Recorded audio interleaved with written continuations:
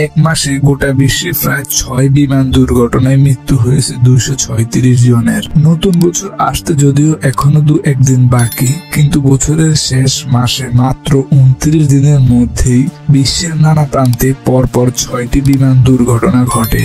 বছরের শেষ মাসে এই বিমান দুর্ঘটনাগুলি এখনো পর্যন্ত প্রায় প্রাণ হারিয়েছে 236 জন। তো রবিবারই দক্ষিণ কোরিয়ার মুয়ানে অবতরণের সময় দুর্ঘটনায় কবলে পড়ে জেজু এয়ারলাইন্সের বোয়িং 737-800 বিমান।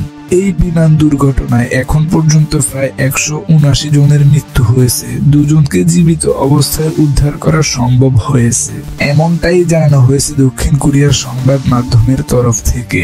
অন্যদিকে ওই একই দিনে অর্থাৎ রবিবার কানাডার হলিক্যাপস বিমানবন্দরে অবতরণের সময় রানওয়েতে পিছলে যায় কানাডার এক বিমান। নিউ ফাউন্ডল্যান্ডের সেন্ট জনস থেকে কানাডার হলিক্যাপস আসার পথে এই দুর্ঘটনা।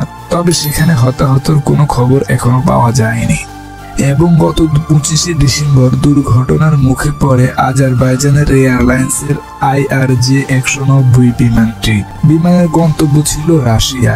স্থানীয় সময় ভোর 3:45 বাকু থেকে রাশিয়ার চেচনিয়া প্রদেশের প্রয়োজনীয় উদ্দেশ্যে রওনা দিয়েছিল। ঘন কুয়াশার কারণে কাজাখস্তানের বিমানবন্দরে অজরুরি অবতরণের কথা ছিল, কিন্তু অবতরণের আগেই বিমানটি নিয়ন্ত্রণ হারায়। রুশ সংবাদ মাধ্যমের তরফ থেকে দাবি করা হয় এক ঝাঁক পাখির সঙ্গে ধাক্কা খেয়ে বিমানটি নিয়ন্ত্রণ হারিয়েছে। তবে এখন পর্যন্ত দুর্ঘটনার কারণ নিশ্চিত করা যায়নি। গত 22 ডিসেম্বর দক্ষিণ ব্রাজিলের অন্যতম পর্যটন শহর গ্রাম্যদোতে 10 জন যাত্রী নিয়ে ভেঙে পড়ে আরো একটি বিমান।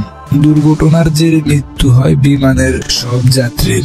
যাত্রীবাহী বিমানটির প্রথম নিয়ন্ত্রণ হারিয়েছে একটি বাড়ির চিমনিতে ধাক্কা মেরে। এরপর আরো একটি বাড়ির দোতলাতে গিয়ে দ্বিতীয়বার ধাক্কা খায় সেটি। শেষমেশ বিমানটি একটি দোকানের উপর ছড়মড়িয়ে ভেঙে পড়ে। মুহূর্তেই ধাউ ধাউ করে আগুন জ্বলে ওঠে বিমানটিতে।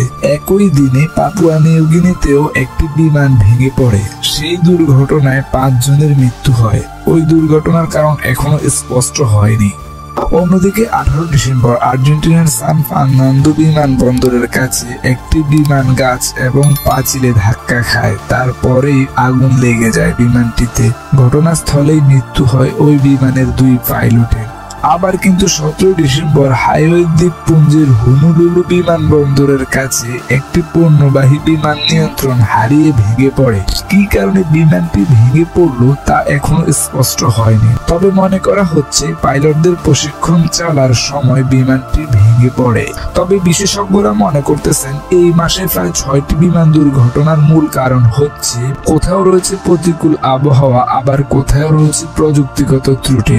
তবে দুর্ঘটনার কারণ নিয়ে দ্বন্দ্ব থাকলেও সকলে একটি বিষয় একমত যে ভবিষ্যতে এই ধরনের বিমান দুর্ঘটনা এড়াতে আরো সুরক্ষার বিষয়ে আরো নজরদারি প্রয়োজন।